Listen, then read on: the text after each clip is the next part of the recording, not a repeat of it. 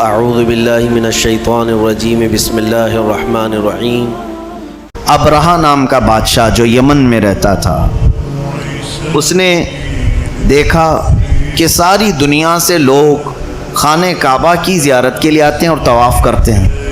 حضور کی ولادت سے پہلے کی بات کر رہا ہوں۔ خانہ کعبہ کا طواف تو ہر نبی کی امت میں رہا ہے، آدم علیہ السلام سے لے کر حضور اکرم صلی اللہ علیہ وسلم تک، بلکہ اب قیامت تک بھی اس کا طواف جاری رہے گا۔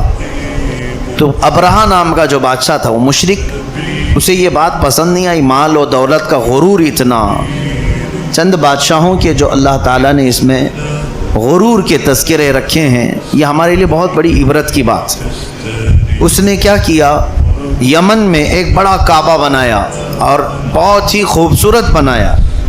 یہ تو مٹی کے پتھروں سے تعمیر شدہ تھا، لیکن اس نے جو بنایا اس کو بہت ہی قیمتی پتھر لگائے اور پھر اس پر سونے چاندی کی کلائی کی، ہیرے جڑ دیے، چکا چوند ہو گئے۔ خانہ کعبہ کو اس کا بنایا ہوا کعبہ لوگ دیکھنے کے لیے آنے لگے۔ اب اس نے اعلان کیا کہ وہ مکہ کا کعبہ تو غریب قسم کا ہے، میں نے جو بنایا بڑے پیسے خرچہ کر کے بنایا ہے، آؤ اس کعبے کے اطراف آؤ۔ وہ ہاتھیوں کو جب مکہ مکرمہ کی طرف دوڑاتا، ایک ہاتھی بھی دوڑتا نہیں، سب بیٹھ جاتے، اور ایسے بیٹھ جاتے، جم جاتے کہ سپاہی فوجی سب ان کو بھالے مارتے تھے، لوہے سے مارتے تھے، ہاتھی زخمی ہو جاتے تھے، اٹھتے نہیں تھے۔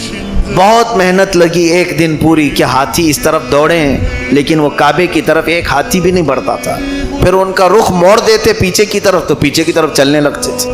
یہ ایک بڑی علامت تھی رب تعالیٰ کی طرف سے۔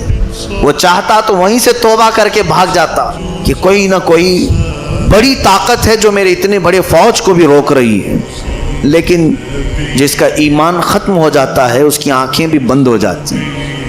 اب تیسرا دن آیا، اب اس نے حکم دیا کہ ہاتھیوں کے پیروں میں بیڑیاں باندھیں، زنجیریں باندھ کر کھینچیں۔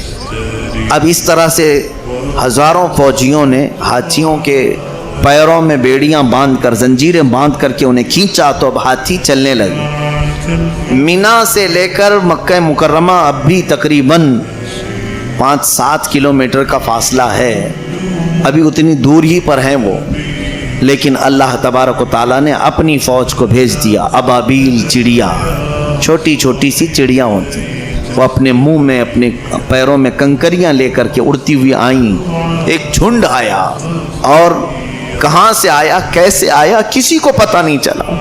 اسی لیے رب تعالیٰ فرماتا ہے جس نے اس پر بھروسہ کیا، وَمَن يَتَوَكَّلْ عَلَى اللَّهِ فَهُوَ حَسْبُهُ، اللہ اس کے لیے کافی ہو جاتا ہے، اور ایسی جگہ سے مدد بھیجتا ہے جہاں اس کا گمان بھی نہیں جاتا۔ ابابیل چڑیوں کا ایک پورا جھنڈ آیا۔ اب بڑی فوج، ایک بڑا لشکر ابرہہ کے ساتھ، اور چھوٹی چڑیاں، کیا مقابلہ ہو سکتا ہے؟ لیکن تاریخ گواہ ہے کہ ان چھوٹی سی چڑیوں نے اپنے منہ سے جب کنکریاں گرانا شروع کیا تو ہاتھیوں کے اوپر گرتا تو ان کے پیٹ پھٹ جاتے اور آگ لگ جاتی تھی۔ ہاتھیوں کے پیٹ میں سے وہ ایسے کنکری نکل جاتی جیسے آگ کی گولی ہو، اور آگ لگ جاتی ہاتھیوں پر، اور دو جو پیروں میں کنکریاں تھیں وہ فوجیوں پر گراتی۔ اللہ فرماتے کعصف مأکول، جیسے مرغی کو چھیل کر کے کھاتے ہیں تو بچتا کیا ہے، پوری اکھی مرغی کو چھیل کر کھانے کے بعد جیسے بچتا ہے، اللہ فرماتا ہے ابرہہ کے فوجیوں کی ویسی حالت ہو گئی تھی جیسے چھلی ہوئی مرغی ہوتی۔ سب ان کے چھتڑے اڑ گئے تھے، ان کے جسم کے ساری چمڑیاں اڑ گئی تھی، صرف وہ کنکر کے گرنے سے۔ ابرہہ کو ڈھونڈا گیا تو وہ ایک مرغی کے چوزے کی طرح نظر آ رہا تھا۔ اس طرح سے اللہ تعالیٰ نے ان کے اوپر عذاب نازل فرمایا۔